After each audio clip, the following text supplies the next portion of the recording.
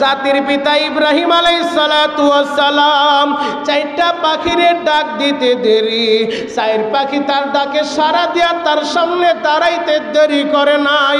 আল্লাহ বলি, ইব্রাহিম রে, আমার কুদরতের পরীক্ষা তুমি নিছো, তোমারও বহুত পরীক্ষা আমি নিছি। এবার তোমার দায়িত্ব হলো তুমি শুধু এলান করে দাও, ঘোষণা করে দাও, আমার এই ঘর জিয়ারত করার জন্য, হজ করার জন্য।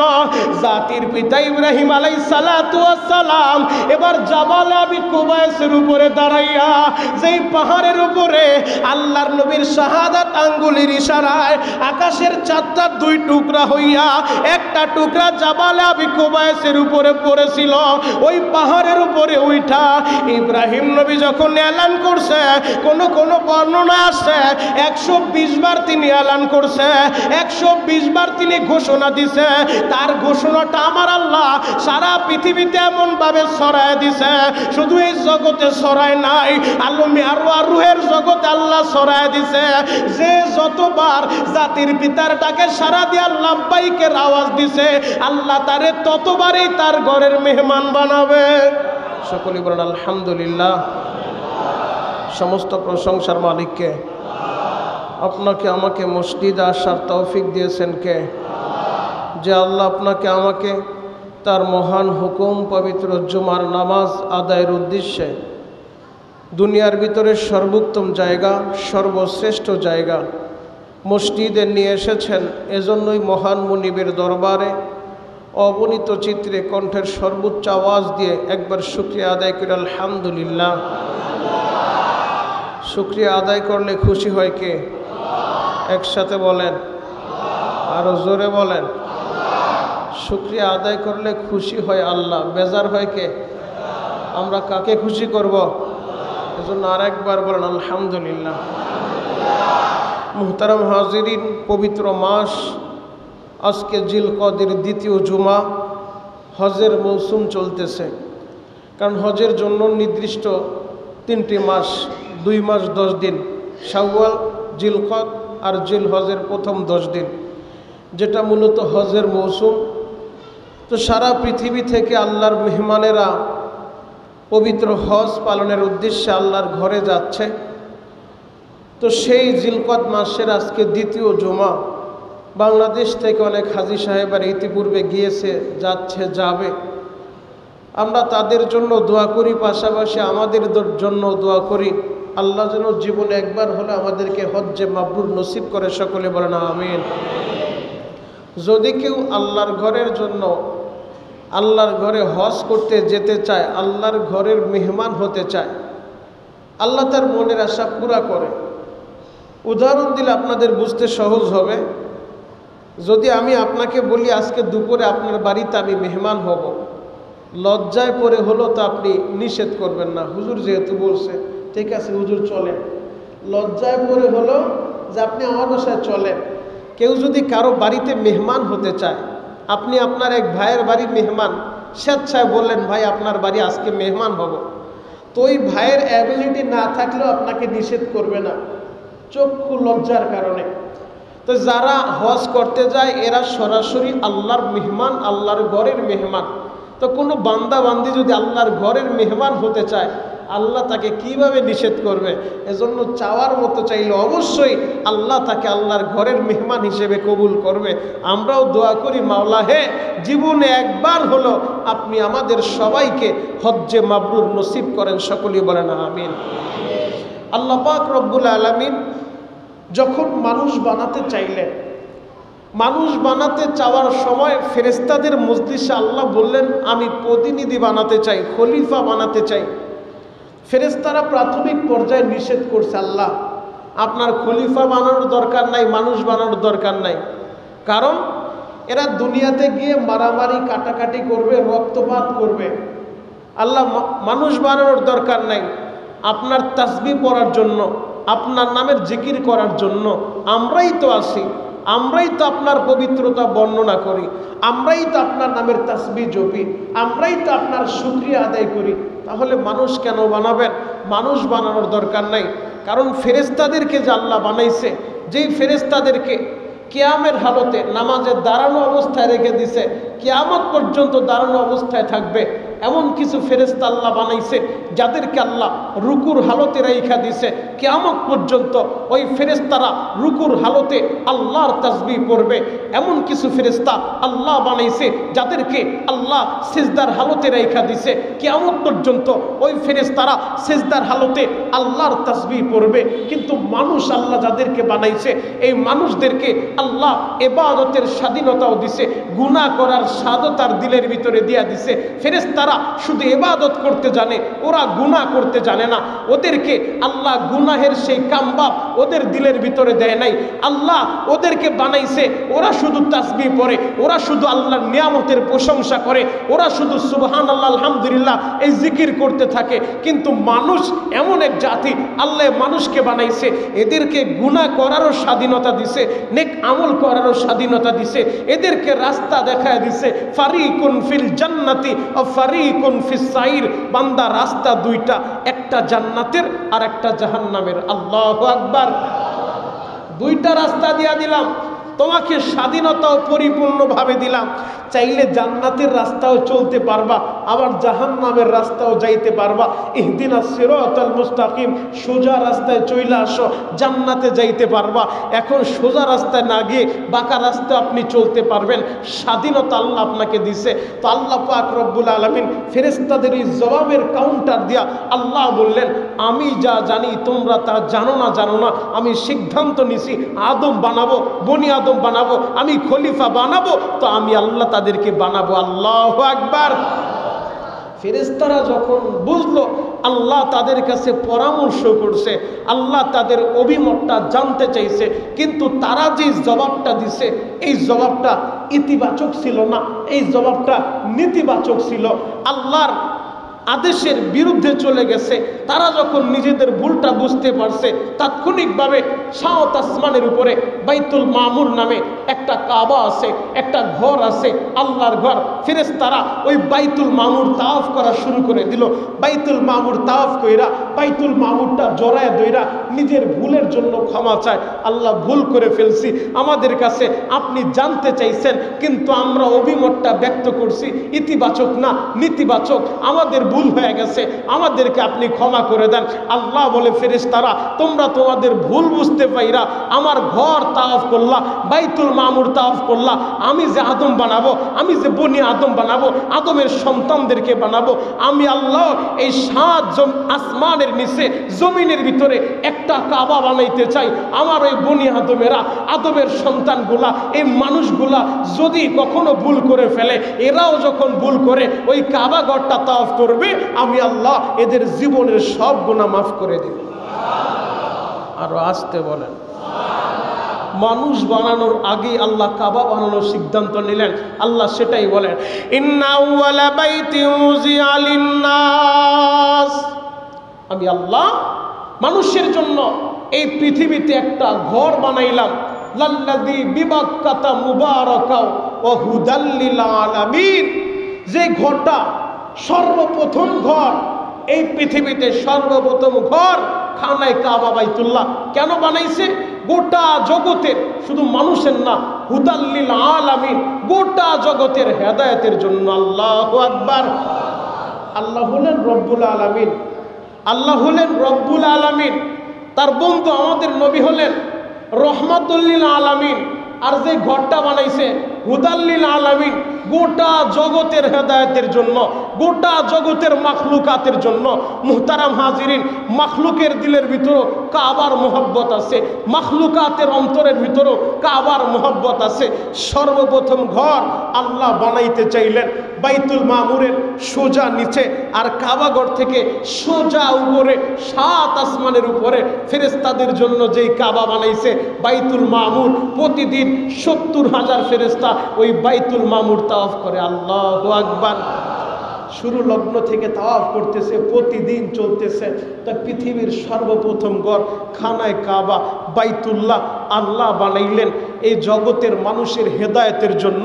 হেদায়েতের কেন্দ্রবিন্দু যেটাকে বলা হয় ওই কাবাঘর, ওই কাবার সাথে যাদের দিলটা লটকানো থাকবে, ওই কাবার শাখা পোশাখা সারা পৃথিবীর মসজিদগুলো কাবাঘরের শাখা।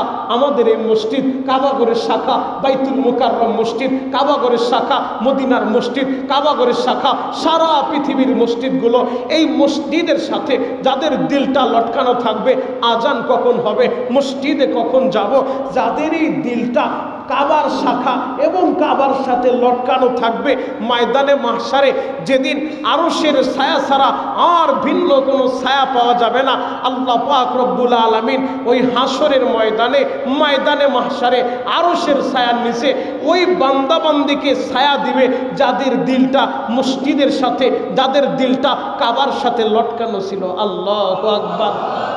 আপনারা যারা আজানের সাথে সাথে মসজিদে ছুটে আসেন, আমাকে মসজিদে যেতে হবে, এই দিলটা যাদের মসজিদের সাথে থাকবে তো ময়দানে মাহশারে এরা হাসরের ময়দানে আরো আজিমের নিচে ছায়া পাবে। মুহতারাম হাজিরিন, গত জুমায় আমরা আলোচনা করেছিলাম এই প্রথম ঘর কাবাঘর আল্লাহ সাইয়েদনা আদম আলাইহিস সালাতু ওয়াস সালাম এবং তার সন্তান পরবর্তীতে নূহ নবীর প্লাবনের মাধ্যমে এই কাবাঘরটা নিশ্চিহ্ন হয়ে গেছিল। এরপরে জাতির পিতা ইব্রাহিম আলাইহিস সালাতু ওয়াস সালামের মাধ্যমে আল্লাহ পাক রব্বুল আলামিন এই কাবাঘরটা আবার নির্মাণ করলেন। ইব্রাহিম আলাইহিস সালাতু ওয়াস সালাম বললেন, আল্লাহ আমি যে কাবাঘর নির্মাণ করব, আমার এই ইঞ্জিনিয়ারিং প্ল্যান দিবে কে? আল্লাহ বলে, দুনিয়ার কেউ না, আমার ঘরের প্ল্যান আমি আল্লাহ নিজে দিয়া দিব। আল্লাহু আকবার। তো ইব্রাহিম আলাইহিস সালাতু ওয়াস সালাম তিনি হলেন খলিলুল্লাহ, আল্লাহর খলিল, আল্লাহর বন্ধু। তার সন্তান জাবিহুল্লাহ আল্লাহর জন্য নিজের গর্দান দিয়া দিছে, আল্লাহর জন্য জবাই হইতে রেডি হয়ে গেছে। একদিকে খলিলুল্লাহ আর একদিকে জাবিহুল্লাহ, দুই বাপ ছেলে মিলে আল্লাহর ঘর, আল্লাহর দেখানো নকশা অনুযায়ী, আল্লাহর দেখানো ডেকোরেশন অনুযায়ী আল্লাহর ঘর নির্মাণ করতেছে, আল্লাহর ঘর সাজাইতেছে। ঘর যখন নির্মাণ করতেছে, আমাদের এই মসজিদটা যেই কর্মচারী দিয়া, যেই লেবার মিস্ত্রি দিয়া আমাদের কমিটির ভাইরা কাজ করাইছে, সারা বছর সারা মাসে যদিও মিস্ত্রিকে বিল না দেয়, যেদিন কাজটা কমপ্লিট হয়ে যাবে ওই দিন কি আর বিল না দিয়া পারা যায়? আরো জোরে বলেন, পারা যায়? আপনি নিজে একটা বাড়ি নির্মাণ করছেন, মাসকে মাস হয়তো বিলটা ঝুলায় রাখছেন, যেদিন আপনার বাড়িটা কমপ্লিট হয়ে যাবে, আপনাকে হ্যান্ড ওভার করবে, আপনার কাজ শেষ, ওই দিন মিস্ত্রিকে আর খালি হাতে ফিরাইতে পারবেন না। ওই দিন মিস্ত্রির পারিশ্রমিক তো দিবেনই, অ্যাডভান্স তাকে বোনাসও দেওয়া লাগে। কথা বলেন ঠিক কি? পারিশ্রমিকের সাথে সাথে বোনাসও দিতে হয়। আপনার কাজ আপনার মন মতো আমি করে দিছি, আপনার কাজটা আপনি বুঝে নেন, আমাকে আপনি খুশি করেন। তো খলিলুল্লাহ আল্লাহর খলিল আল্লাহর ঘর নির্মাণ করছে। নির্মাণ যখন হয়ে গেছে, এবার কাবা ঘরের সাথে কাবার দরজার পাশে একটা জায়গা আছে মুলতাজেম। এই মুলতাজেমে বাপ ছেলে মিলিয়া প্রথমে কপালটা লাগাইছে, এরপরে সিনাটা লাগাইছে, দুইটা হাত দুই দিকে বাড়ায় দিছে। জাতির পিতা ইব্রাহিম আলাইহিস সালাতু ওয়াস সালাম, ইব্রাহিম খলিলুল্লাহ কাবার ওই মুলতাজিমের সাথে এই সিনাটা লাগা কাবা ঘরটা জড়ায় দুইরা আল্লাহর কাছে চোখের পানি দিয়া দোয়া শুরু করছে। আল্লাহু আকবার। আল্লাহ আপনি আমার এই খেদমত কবুল করেন। বাপ ছেলে মিলে আপনার ঘর বানাইলাম, দোয়া শুরু করছে। দোয়ার সাথে সাথে আরেকটা দোয়া করতেছে, রব্বানা ওয়াবআথ ফীহিম রাসূলাম মিনহুম। আল্লাহ আমার এই সন্তান ইসমাইলের মাধ্যমে আপনি এমন এক রসুলকে পাঠায় দেন, আখিরি জামানার পয়গম্বর নবীর জন্য দোয়া করতেছে, এমন এক রসুলকে আপনি পাঠায় দেন যাকে আপনি কিতাব দিবেন, যাকে আপনি হিকমত দিবেন, এমন এক রসুল আপনি আমার বংশে পাঠায় দেন। আল্লাহ জাতির পিতার দোয়া এমন ভাবে কবুল করছে। খলিলুল্লাহ দোয়া করছে, জাবিহুল্লাহ আমিন বলছে। আল্লাহ পাক রব্বুল আলামিন খলিলুল্লাহর ঔরসে, জাবিহুল্লাহর ঔরসে আখিরি জামানার পয়গম্বর হাবিবুল্লাহকে আল্লাহ পাঠায় দিয়েছে। আল্লাহু আকবার। ইসমাইল আলাইহিস সালাতু ওয়াস সালামের বংশধর আমাদের নবী হাবিবুল্লাহ, আল্লাহর প্রিয়, আল্লাহর বন্ধু। মুহতারাম হাজিরিন, জাতির পিতার দোয়া আল্লাহ কবুল করছে। যতগুলো দোয়া করছে আল্লাহ কবুল করছে। সারা পৃথিবী থেকে যারা আল্লাহর ঘরের মেহমান হবে, আল্লাহর ঘরের মেহমানেরা খানায় কাবা তোয়াফ করবে, এদের দোয়াটা আল্লাহ কবুল করবে। যারা ওই মুলতাজিমে সিনাটা লাগায় দোয়া করবে, যারা মুলতাজিমের ঠোঁটটা লাগায় দোয়া করবে, এদের দোয়া আল্লাহ কবুল কবুল করবে। কাবার ঘরের ভিতরে এমন কিছু জায়গা আছে যেই জায়গায় দোয়া করলে কোনো ফিরত নাই, ডাইরেক্ট কবুল হয়। এই দুনিয়ার ভিতরে এমন কিছু কিছু সময় আছে যেই সময়ের দোয়া আল্লাহ ডাইরেক্ট কবুল করে। রমজান মাসে ইফতারিকে সামনে নিয়ে দোয়া করলে ডাইরেক্ট কবুল করলে, গভীর রাতে তাহাজ্জুদের সময় যখন দুনিয়ার মানুষ ঘুমায় যায়, আল্লাহ কিন্তু ঘুমায় না। লা তাখুযুহু সিনাতু ওয়ালা নাওম। ওই গভীর রাতে আল্লাহর কাছে হাতটা উঠায় দোয়া করলে, চোখের পানিটা ছেড়ে দিলে আল্লাহ ওই দোয়াটা ফিরায় দেয় না, ওই চোখের পানি বেঈমানি করে না। ঠিক তেমনি ভাবে জুমার দিন আসরের নামাজের পরে মাগরিবের নামাজের পূর্ব মুহূর্তে দোয়া করলে আল্লাহ ফিরায় দেয় না, ডাইরেক্ট কবুল করে। এমন কিছু সময় আছে যেই সময়ের দোয়া আল্লাহ ডাইরেক্ট কবুল করে। ঠিক তেমনি ভাবে কাবা ঘরেও এমন কিছু জায়গা আছে যেই জায়গার দোয়া আল্লাহ ফিরায় দেয় না। হাতিমে কাবায় দোয়া করলে আল্লাহ ফিরায় দেয় না। যেই হাতিমে কাবাটা কাবা ঘরের একটা অংশ ছিল। কুরাইশ বংশের লোকেরা যখন তাদের হালাল উপার্জন দিয়ে, যেই টাকার ভিতরে কোনো ভেজাল নাই, নির্ভেজাল টাকা দিয়ে কাবা ঘর নির্মাণ করতেছিলেন, পরিপূর্ণ যেই কাবার জায়গাটা, হাতিমে কাবার যেই জায়গাটা দেখেন ত্রিভুজের মতো খালি আছে, এই জায়গাটা কাবা ঘরের অংশ। তো তাদের টাকা, যেই পরিমাণ টাকা দরকার পরিপূর্ণ জায়গাটায় ঘর নির্মাণ করার জন্য, হালাল ওই পরিমাণ টাকা নাই। কি করবে?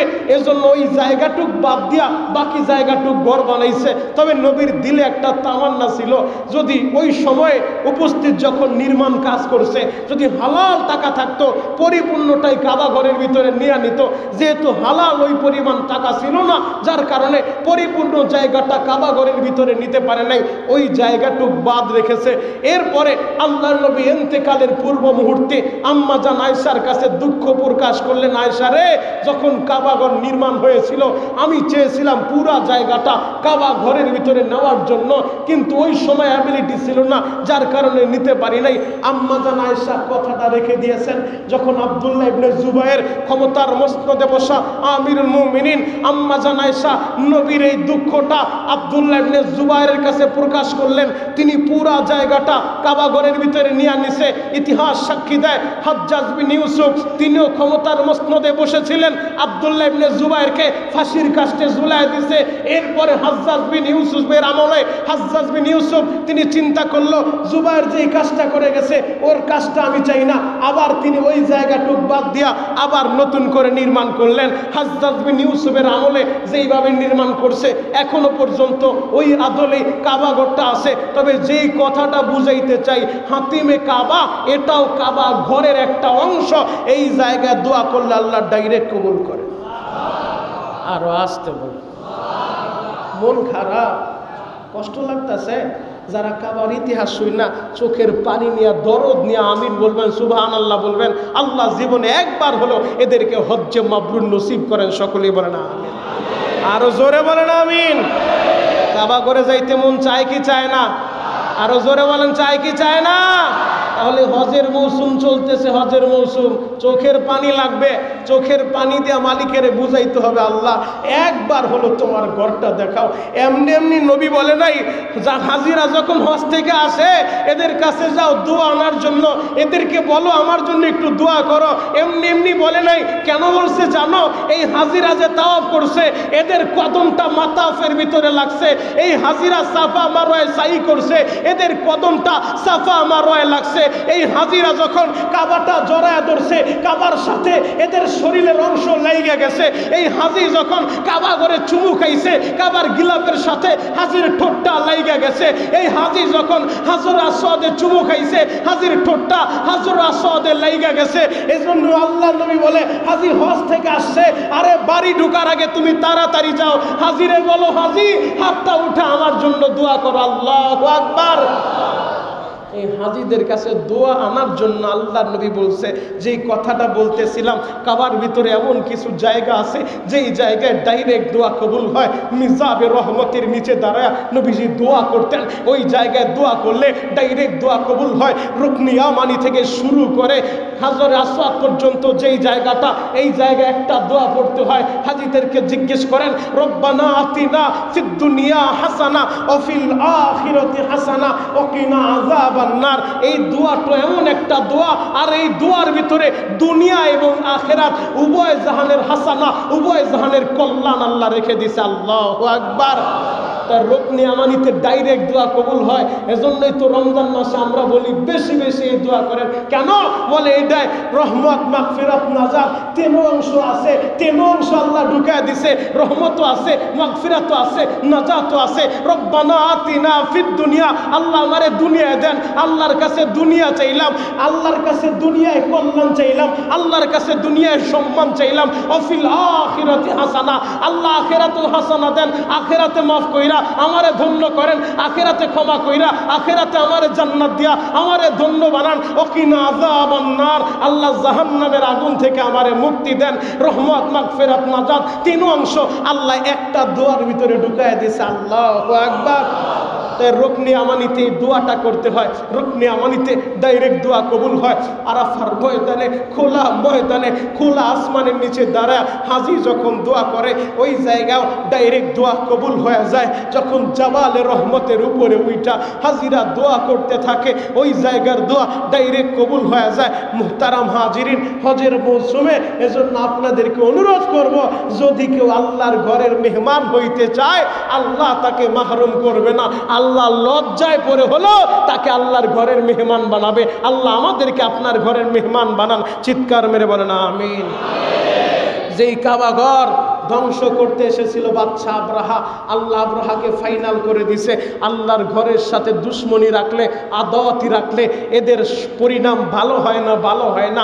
আল্লাহর ঘরের বিরোধিতা করলে এদের পরিমাণ ভালো হয় না। ওমাকারু ওমাকারাল্লাহ আল্লাহু খায়রুল মাকিরিন। আরে তোমরা কত ষড়যন্ত্র আর চক্রান্ত করবা, আল্লাহ হলেন সর্বোত্তম পরিকল্পনাকারী। আল্লাহু আকবার। মুহতারাম হাজিরিন, জাতির পিতা দোয়া করতেছেন, জাতির পিতার দোয়াগুলো আল্লাহ কবুল করছে। ইসমাইল আলাইহিস সালাতু ওয়াস সালাম দোয়া করছে, তার দোয়া কবুল করছে। মা হাজেরা দোয়া করছে, তার দোয়া কবুল করছে। আল্লাহ তাদের দোয়াগুলা ডাইরেক্ট কবুল করে নিছে। আম্মা জান সারা দোয়া করছে, তার দোয়াগুলা আল্লাহ ডাইরেক্ট কবুল করে নিছে। আল্লাহ যখন বলছে ইব্রাহিম রে কাবাঘর নির্মাণ হয়েছে, দোয়া করলা, দোয়াও কবুল করে নিলাম। ও ইব্রাহিম এবার তুমি সারা পৃথিবীতে এলান করে দাও। তিনি বলেছিলেন আমার কিভাবে শুনবে? আল্লাহ বলে আযান দেওয়া তোমার কাজ, তোমার কাজ হলো এলান করা, পৌঁছানোর দায়িত্ব আমি আল্লাহ।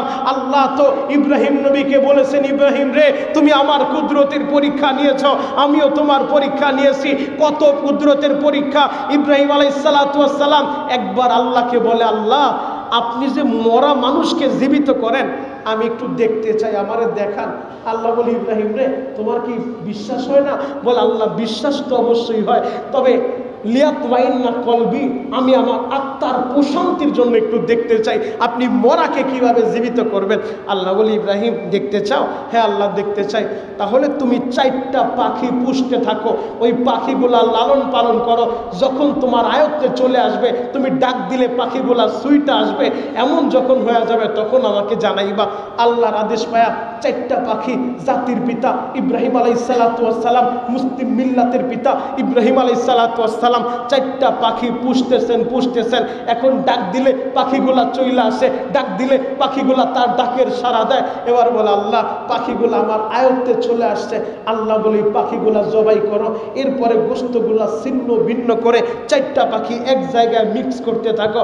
ইব্রাহিম আলাইহিস সালাতু ওয়াস সালাম আল্লাহর আদেশ পায়া 4টা পাখি ছিন্ন বিচ্ছিন্ন করে এক জায়গায় মিক্স করছে।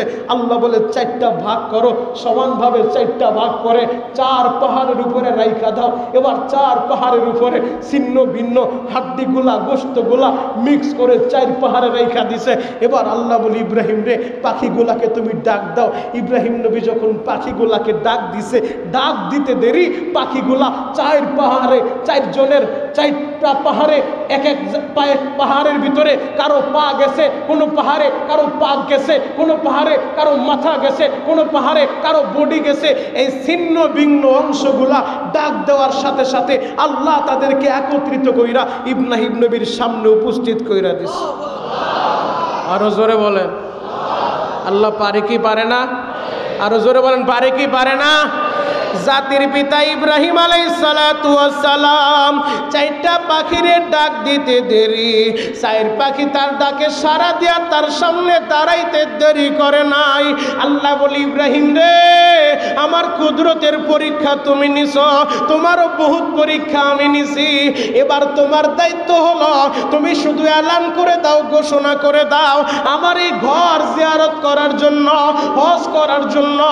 জাতির পিতা ইব্রাহিম আলাইহিস সালাতু ওয়াস সালাম এবার জাবাল আবি কুবাইসের উপরে দাঁড়াইয়া, যেই পাহাড়ের উপরে আল্লাহর নবীর শাহাদাত আঙ্গুলের ইশারায় আকাশের চারটা দুই টুকরা হইয়া একটা টুকরা জাবাল আবি কুবাইসের উপরে পড়েছিল, ওই পাহাড়ের উপরে উঠা ইব্রাহিম নবী যখন এলান করছে, কোন বর্ণনা আছে 120 বার তিনি এলান করছে, 120 বার তিনি ঘোষণা দিছে।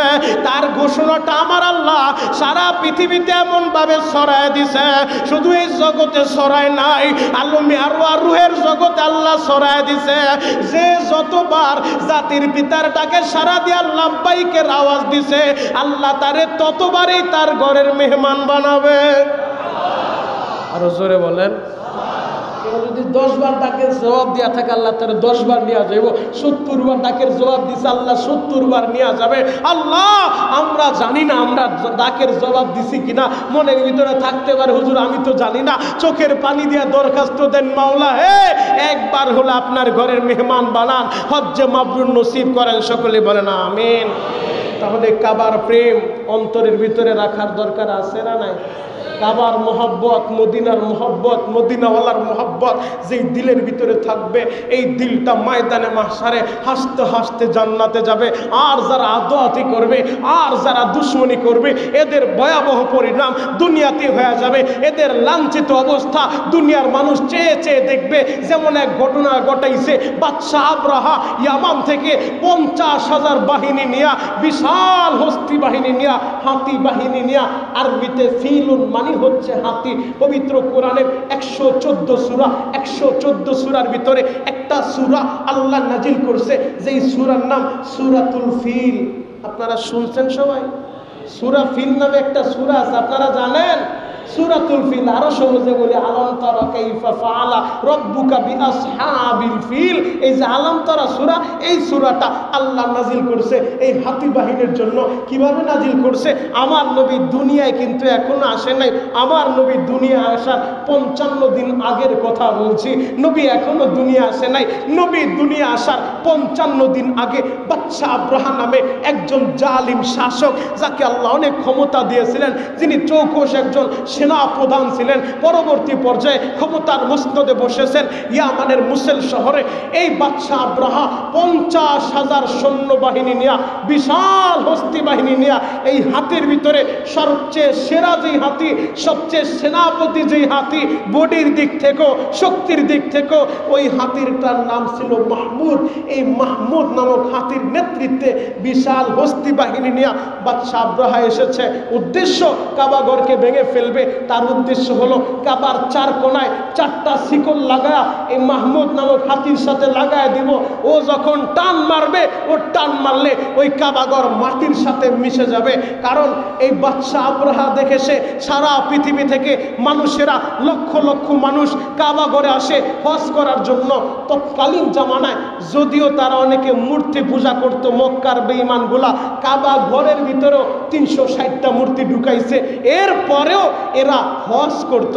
এরা যখন কাবা তাওয়াফ করত, এদের ধারণা ছিল যেই পোশাক পরে আমি একটা গুনাহ করছি, ধরেন এই পোশাক পরে একটা মিথ্যা কথা বলছি, এই পোশাক পরে সুদে টাকা লাগাইছি, এই পোশাক পরে আমি একটু হারাম খাইছি, তারা চিন্তা করত যেই পোশাক পরে আমি মিথ্যা বললাম, যেই পোশাক পরে আমি হারাম খাইলাম, এই পোশাক পরে আল্লাহর ঘর তাওয়াফ করব কিভাবে? তাহলে কি করা যায়? বলে এই পোশাকটাই হলো পরিপূর্ণ উলঙ্গ হয়ে যাও, উলঙ্গ হয়ে এরপরে কাবা তাওয়াফ করতে থাকো, কারণ এই হারাম পোশাক আমার শরীরে লাগানো যাবে না। এরা এই ল্যাংটা হয়ে এরপরে তাওয়াফ করতে করতে থাকতো। তো মুহতারাম হাজিরিন, যেটা বুঝাইতে চাই যে আল্লাহর নবী দুনিয়ায় এখনো আসে নাই, নবী দুনিয়া আসার 55 দিন আগের কথা বলছি। বাদশাহ আব্রাহা তিনি দেখলো সারা পৃথিবী থেকে মানুষেরা কাবাগরকে মহব্বত করে, কাবাগরকে ভালোবাসে। তিনি স্বর্ণ মুদ্রা দিয়া ডুপ্লিকেট একটা কাবা বানাইছে ওই ইয়ামানের ভিতরে। ওই ইয়ামানের কাবা যখন বানাইছে, হজের মৌসুম শেষে কুরাইশ বংশের 2টা যুবক যায় বাদশাহ আব্রাহার ওই ডুপ্লিকেট বানানো কাবার ভিতরে এমনভাবে পায়খানা করছে, পায়খানা কইরা পুরা দেওয়ালটা লেপটায় দিছে। বাদশাহ আব্রাহা যখন তার ঘরটা উদ্বোধন করতে আসছে, দুর্গন্ধে ঘরের ভিতরে ঢুকা যায় না। এবার বাদশাহ আব্রাহা সিদ্ধান্ত নিছে, এত বড় দুঃসাহসকার। তারা জানাইলো কুরাইশ বংশের 2টা যুবক আসছিল, ওরা কাবার মোহাব্বত দেখায় ভিতরে ডুইকা পায়খানা কইরা দেওয়ালটা লেপটায় দিছে। এবার বাদশাহ নিজের স্বর্ণ মুদ্রা ছড়ায় নিজেই আগুন লাগায় দিছে। কারণ মানুষ যদি জানে আমার কাবার ভিতরে মানুষ পায়খানা করছে, এই লজ্জা রাখি কোথায়? নিজেই নিজের কাবায় আগুন লাগায় দিছে। আগুন লাগায় প্রতিশোধ নেওয়ার জন্য রেডি হয়ে গেছে, বিশাল বাহিনী তৈরি করছে। নামাজও লাগে না, রোজাও লাগে না। আছে না নাই? আসতে বলেন, আছে না নাই? আমাদের এই নবাবগঞ্জ দোহারের ভিতরে এক ভণ্ড বাবা, তিনি কাবা বানাইছে 360 টাকা দিয়া। তার কাবা তাওয়াফ করলে আর আপনার 7 লাখ টাকা খরচ করে হজে যাওয়া লাগবে না, সেই মক্কার মদিনায় যাওয়া লাগবে না, ওই দোহারে গেলে হজ করা যাবে। এমন এক ভণ্ডের আবির্ভাব হয়েছিল, কথা বলেন ঠিক কিনা? এমন যে সমস্ত ভণ্ডগুলো আছে যারা বলে নামাজ লাগে না, রোজা লাগে না, হজ লাগে না, এগুলা নিঃসন্দেহে ভণ্ড, কথা বলেন ঠিক কিনা? আল্লাহ এদেরকে হেদায়েত দান করুক, সকলে বলেন আমিন। বাদশাহ আব্রাহা বিশাল বাহিনী নিয়ে আরাফার ময়দানের পরে আশেপাশে অবস্থান করতেছিলেন। আরাফা, মিনা, মুজদালিফা এর কাছাকাছি জায়গায় তারা অবস্থান করতেছিল। অবস্থান করার পরে আব্রাহা সিদ্ধান্ত নিল, এই মক্কা শরীফের এই কাবার যে মুতাওয়াল্লি আছে, নেতা যে আছে, নেতারে খবর দাও, আগে নেতার সাথে একটা সমঝোতা করি, যদি সমঝোতা আসে ভালো, না আসলে আমরা আক্রমণ চালাবো। আগের দিন বিকালবেলা ঈশা আব্রাহা এলান করে দিছে, তাদের মালগুলা সম্পদগুলা চিজ করো। কারোর সাথে যুদ্ধে জয়ী লাভ হতে হলে তার সম্পত্তিগুলো আত্মসাৎ করতে হয়, তার সম্পত্তি চেঞ্জ করতে হয়, তার ব্যাংক ব্যালেন্স যা আছে সবগুলা চিজ করতে হয়, যেন শত্রু তার সাথে আর কোনো সম্পদের মাধ্যমে, টাকা পয়সার মাধ্যমে বিজয়ী না হতে পারে। আব্রাহা সেই কাজটাই করলো। তিনি মক্কা নগরীতে ঢোকার আগে তিনি মক্কার মানুষদের সম্পদগুলা, উটগুলা চিজ করে নিয়ে গেল। তার বাহিনীর লোকেরা আমার নবীর দাদা আব্দুল মুত্তালিবের, যেই আব্দুল মুত্তালিব তৎকালীন জামানায় মক্কার নেতা ছিলেন, কাবাগরের মুতাওয়াল্লি ছিলেন, তার 200 উট চিজ করে নিয়ে আসছে, ধরে নিয়ে আসছে। এবার আব্রাহা সংবাদ পাঠাইছে, তাকে আসতে বলো। আব্রাহার ডাকে সাড়া দিয়া আমার নবীর দাদা আব্দুল মুত্তালিব সিদ্ধান্ত নিলেন, যেহেতু আমরা তাদের সাথে যুদ্ধ করে পারবো না, আগে যাই। আব্দুল মুত্তালিব যখন রওনা দিলেন, নবী কিন্তু এখনো দুনিয়া আসে নাই। আমার নবীকে এমন একটা বংশে আল্লাহ পাঠাইছে, সম্ভ্রান্ত পরিবারে। আমার নবীর দাদার চেহারাটা এত সুন্দর ছিল। আমার নবীর দাদা যখন আসতেছিল, এই দিক দিয়া আব্রাহা একজন অহংকারী বাদশাহ, তিনি যুদ্ধ করতে গেছে, তার সিংহাসন নিয়ে গেছে, ওই জায়গায় যাও সিংহাসনে বসছে। আব্রাহা কারো সামনে মাথা নত করে না। আব্রাহা এমন একজন অহংকারী বাদশাহ, আব্রাহা সিংহাসনে বসে আছে, কারো সামনে সে মাথা নত করে না। যখন আমার নবীর দাদা আব্দুল মুত্তালিব আসতেছে, আব্দুল মুত্তালিবের চেহারাটা এত সুন্দর, উঁচা লম্বা বডি ফিগার এত সুন্দর। আরে আব্দুল মুত্তালিবকে দেখার সাথে সাথে অহংকারী বাদশাহ আব্রাহা নিজের অজান্তে চেয়ার সাইরা দাঁড়ায় গেছে। আরো জোরে বলেন, চেয়ার সেরা দাঁড়ায় গেছে। বলে আপনি চেয়ারের ভিতরে বসেন। নবীর দাদা চেয়ারের ভিতরে বসছে। আব্রাহা কারো সামনে মাথা নত করে না। সৈন্য বাহিনীদের মাথা খারাপ, কে আসলো, কার তারে দেখাই চেয়ারটা সাইরা দিছে। এবার কথা বলতে বলতে আমার নবীর দাদা আব্দুল মুত্তালিব সর্বপ্রথম কথা বলে, আব্রাহা তোমার সৈন্য বাহিনীরা আমার 200 উট নিয়ে আসছে, আমার উটগুলো আমারে ফিরিয়ে দাও, আমি চলে যাব। বাদশাহ আব্রাহা বলে, এত সময় আপনার আমি সম্মান করছি, আপনার চেহারা দেখে প্রেমে পড়ে গেছি। আর আমি ভেবেছিলাম আপনি তো ভালো মানুষ, আপনি কেমন দায়িত্বশীল বলেন তো? আপনি কাবাগরের মুতাল্লি, আমি বললাম আপনার কাবায় আক্রমণ করব, আগামীকাল সকাল 10টা বাজে কাবাগর ভাঙতে যাব, আপনি সেই ব্যাপারে কোনো কথাই বললেন না। আপনি আইসা নিজের উট ফিরে চান যে আমার উটগুলা দিয়া দাও, আমি চইলা যাব। আপনার তো উচিত ছিল আমার কাছে আইসা আত্মসমর্পণ করা, আমার কাছে অনুনয় বিনয় করা, কান্নাকাটি করা যে আপনি আক্রমণ কইরেন না, তাহলে একটা বিবেচনা করা যেত। আপনি কেমন মুতাল্লি? এবার আব্দুল মুত্তালিব বলে, আব্রাহা ওই কাবার মালিক আমি না, আমি না, কাবার একজন মালিক আছে, তিনি কে? আরো জোরে বলেন, তিনি কে? কাবার মালিক হলেন আল্লাহ। যে উটগুলা ধরে নিয়ে আসছে, উটগুলা আমার, উটের মালিক আমি, আমার উট আমি নিতে আসছি। যার ঘর তোমরা ভাঙতে আসছো সেই আল্লাহ তোমাদের সাথে বোঝাপড়া করবে, আল্লাহ সিদ্ধান্ত নিবে তার ঘর কি সে রক্ষা করবে নাকি তোমাদের হাতে তুলে দিবে, সেটা তার দায়িত্ব। ঘর তার, হেফাজত করবে তিনি। এই জায়গা আমার কোনো কিছু করার নাই। আমি আমার উটগুলা নিতে আসছি, আমার উটগুলা দিলে আমি চলে যাব। এবার উটগুলা নিয়ে আব্দুল মুত্তালিব চলে আসছে। আব্দুল মুত্তালিব আইসা কাবার আশেপাশে যারা বসবাস করে সবাইকে ডাক দিয়া বলল, তোমরা পাহাড়ের উপরে চইলা যাও। বাদশাহ আব্রাহা বিশাল বাহিনী নিয়ে আসছে, 50,000 সৈন্যবাহিনী, আবার হস্তি বাহিনী নিয়ে আসছে। তাদের সাথে মোকাবেলা করার সামর্থ্য আমরা রাখি না। অতএব তোমাদের সামানপত্র নিয়া, বাচ্চা কাচ্চা নিয়া তোমরা পাহাড়ের উপরে চইলা যাও, পাহাড়ের উপরে যে অপেক্ষা করো। আগামীকাল সকাল 10টা বাজে বাদশাহ আব্রাহা কাবা ঘরের উপরে আক্রমণ করবে, এই এলানটা দেয়া দিছে। কাবার আশেপাশে যারা বসবাস করে সবাই বাল বাচ্চা পরিবার পরিজন নিয়ে পাহাড়ের উপরে চইলা যায়। ইন দ্য মিন টাইমে আব্দুল মুত্তালিব চিন্তায় পড়ে গেল, আমার দাদু ভাই দুনিয়া আসার সময় হয়ে গেছে, মাত্র 55 দিন বাকি। 55 দিন পরেই আমার নবী দুনিয়ার ভিতরে আসবে। আমিনার ঘরের দরজার সামনে দাঁড়া আব্দুল মুত্তালিব বলে, আমিনা রে, ঘরটা তুমি সাইরা দাও, পাহাড়ের উপরে চলে যেতে হবে। আগামীকাল এই কাবার আশপাশে যারা থাকবে হয়তো এরা সুস্থ থাকতে পারবে না, এই জায়গা আক্রমণ করবে বাদশাহ আব্রাহা। আমার নবীর মা আমেনা বলে, আব্বাজান আপনি তাদেরকে প্রতিবাদ করেন নাই? বলে, না, তাদের সাথে যুদ্ধ করার সামর্থ্য আমাদের নাই, মা তুমি বের হয়ে যাও। আমেনা বলে, আব্বাজান আপনি অপেক্ষা করেন। মা আমেনা কাবার ঘরের দরজার সামনে যায়, আল্লাহর নবী তো মা আমেনার গর্বে, ওই গর্বের ভিতরে হাত দিয়ে বলে, ও খানায় কাবার মালিক, যেই সন্তান আমার গর্বে, এই সন্তান গর্বে আসার পরে গায়েব থেকে আওয়াজ দেয়া বলে, আমেনা বেশি খাবার খাইবা না, আমার বন্ধু কষ্ট পাবে। আমি যখন রাস্তায় বের হই মেঘমালা ছায়া দেয় আমারে, আমি যখন রাস্তায় বের হই তখন গায়েব থেকে আওয়াজ আইসা বলে, আমেনা ভারী বোঝা কাঁধে নিবা না, বন্ধু কষ্ট পাবে। আমি যখন শুইতে যাই গায়েব থেকে আওয়াজ আইসা বলে, আমেনা বুট হয়ে শুইবা না, আমার বন্ধু কষ্ট পাবে। এই বন্ধু কষ্ট পাইলে যদি তুমি কষ্ট পাও, এই তোমার বন্ধুর দোহাই দিয়া বলছি, আমার স্বামী তো আমারে বলে গেছে, আমেনা রে, আমার জন্মভূমি, আমার এই ঘরটা ছাইরা কোথায় যায় না, আমার সন্তানদের রাইখা অন্যত্র বিবাহ বইসা না।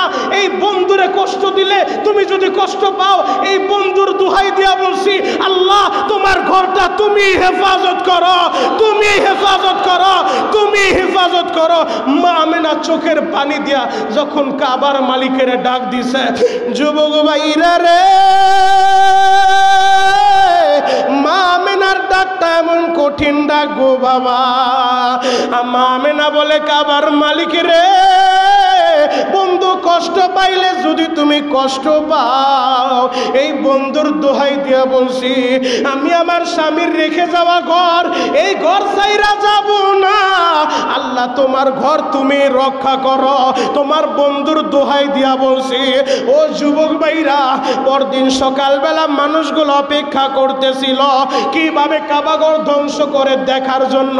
এই দিক দিয়ে আমার আল্লাহ যাকে যাকে পাখি পাঠায় দিছে, ও আরসালা আলাইহিম তৈরন আবাবিল, যাকে যাকে পাখি পাঠায় দিছে, যেই পাখিগুলা এক একটা পাখির মুখের ভিতরে একটা বোম, দুই পায়ের ভিতরে একটা বোম, 3 টুকরা করে ছোট্ট ছোট্ট পাথরের টুকরা। এই পাথরের টুকরাগুলা অ্যাটম বোমার চাইতে এত ভয়ঙ্কর ছিল। ওই যাকে যাকে পাখিগুলা একটা করে পাথরের টুকরা যখন ছাইরা দেয়, যেই হাতির মাথার ভিতরে পড়ে, সাথে সাথে হাতিটা দুনিয়া থেকে বিদায় নেয়। আরো জোরে বলেন।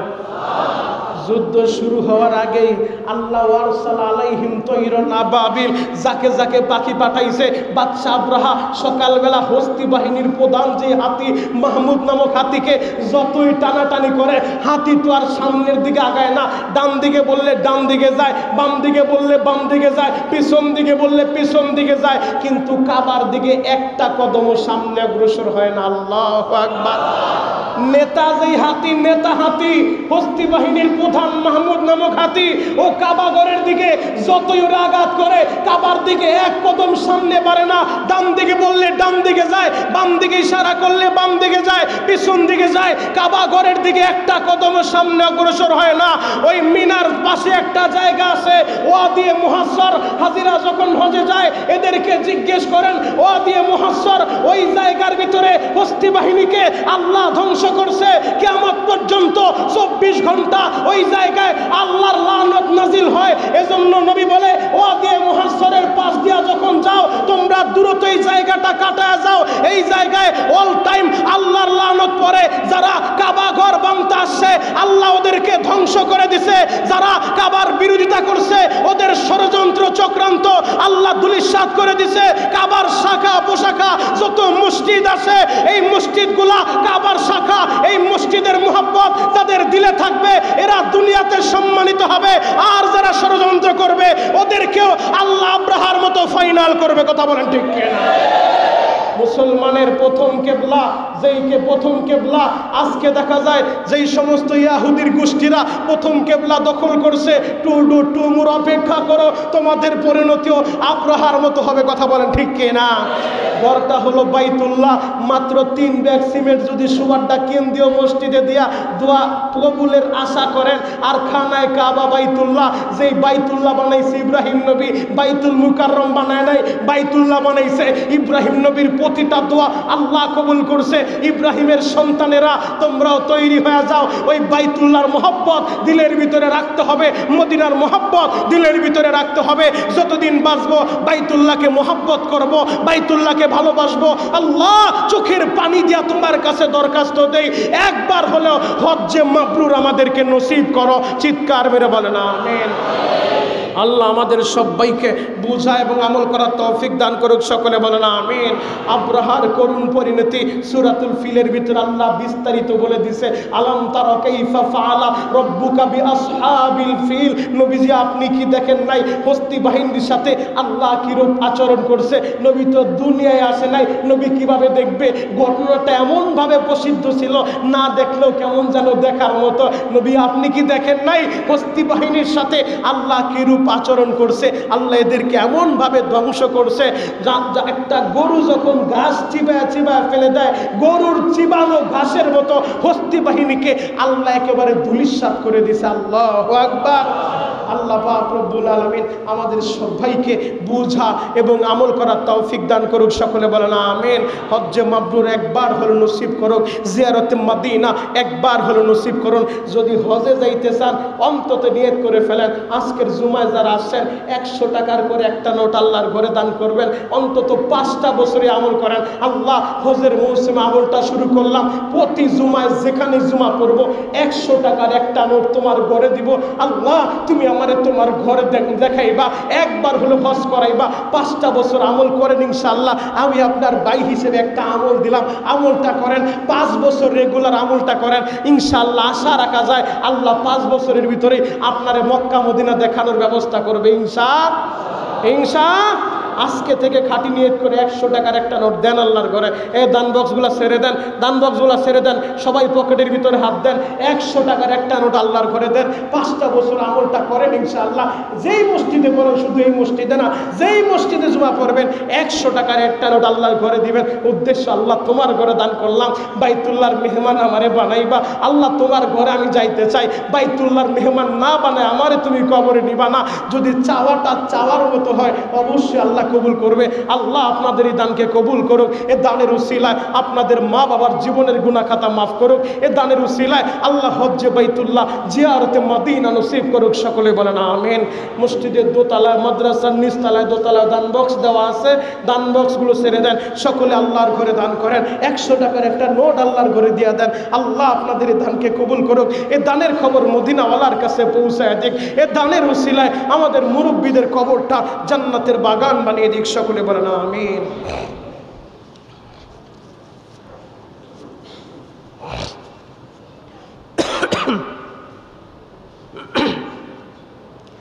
অনেকেই দোয়া চেয়েছেন, বিশেষ করে আমাদের কমিটির সম্মানিত সদস্য হাজী মোহাম্মদ আলী হোসেন সাহেব, তিনি দোয়া চেয়েছেন তার নিজের জন্য, পরিবারের জন্য। আল্লাহ পাক রব্বুল আলামিন তাকে এবং তার পরিবারের সবাইকে সুস্থতার সাথে দীর্ঘ নেক হায়াত দান করুক। যারা মারা গেছে কবরটা জান্নাতের বাগান বানিয়ে দিক। আমাদের কমিটির সাধারণ সম্পাদক অ্যাডভোকেট আসাদুল্লাহ আসাদ সাহেব মায়ের জন্য দোয়া চেয়েছেন, আল্লাহ তার মাকে সুস্থতার সাথে দীর্ঘ নেক হায়াত দান করুক। আমাদের কমিটির জয়েন্ট সেক্রেটারি জনাব মোহাম্মদ রুহুল আমিন ভাই, তার ছোট ভাই মরহুম সবুর ভাইয়ের মৃত্যুবার্ষিকী উপলক্ষে আপনাদের সকলের কাছে দোয়া চেয়েছেন তার ভাই সবুর ভাইয়ের জন্য, এবং তার আরেক ভাই ইয়াহিয়া ভাইও মারা গেছেন এবং তার মা বাবাও দুনিয়ায় নাই। আমরা তাদের জন্য দোয়া করব। আল্লাহ পাক রব্বুল আলামিন রুহুল ভাইয়ের বড় ভাই সবুর ভাই এবং ইয়াহিয়া ভাই, তার মা বাবা সহ যারাই দুনিয়া থেকে বিদায় নিয়েছেন প্রত্যেকের কবরটা যেন আল্লাহ পাক রব্বুল আলামিন জান্নাতের বাগান বানিয়ে দেয়। সকলে বলেন আমিন। মুফতি পরিবারের মুফতি জিহাদুল ইসলাম কোচি ভাই, তার বড় ভাই মুফতি হাজী আমিরুল ইসলাম সাহেব অসুস্থতার জন্য দোয়া চেয়েছেন। আল্লাহ পাক রব্বুল আলামিন মুফতি হাজী আমিরুল ইসলাম সাহেবকে পরিপূর্ণ সুস্থতার নিয়ামত দান করুক। হায়াত না থাকলে ইমানের সাথে আল্লাহ কবুল করুক। মুফতি পরিবারের যারা মারা গেছেন তাদের কবরটা জান্নাতের বাগান বানিয়ে দেখ। সকলে বলেন আমিন। চানমিয়া ভাই, তার বাবা মরহুম আব্দুর রহমানের রুহের মাগফিরাত কামনায় দোয়া চেয়েছেন এবং তার দুলা ভাই হজে যাবে দোয়া চেয়েছেন।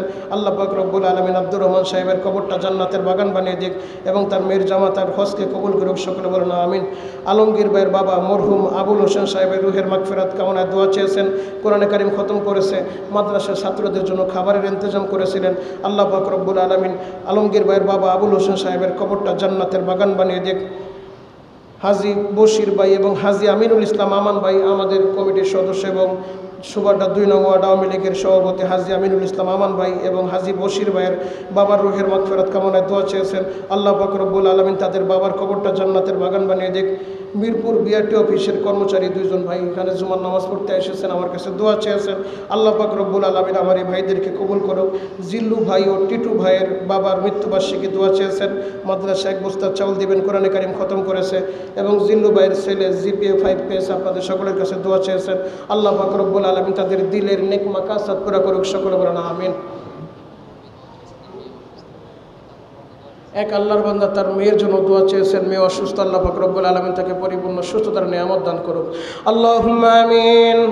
রব্বানা যালামনা আনফুসানা ওয়া ইল্লাম তাগফির লানা ওয়া তারহামনা লানাকুনান্না মিনাল খাসিরিন। রব্বানা ইগফির লানা ওয়া লিওয়ালিদাইনা রব্বিরহামহুমা কামা রব্বায়ানি সগীরা। রব্বুল আলামিন কুদরতের নজর দিয়ে একটা বার তাকায় দেখা, আমি গুনাহগার, আপনার দামি বান্দাদেরকে নিয়ে হাত তুলেছি, মেহেরবানি করে আপনি আমাদের সবাইকে কবুল করে নেন।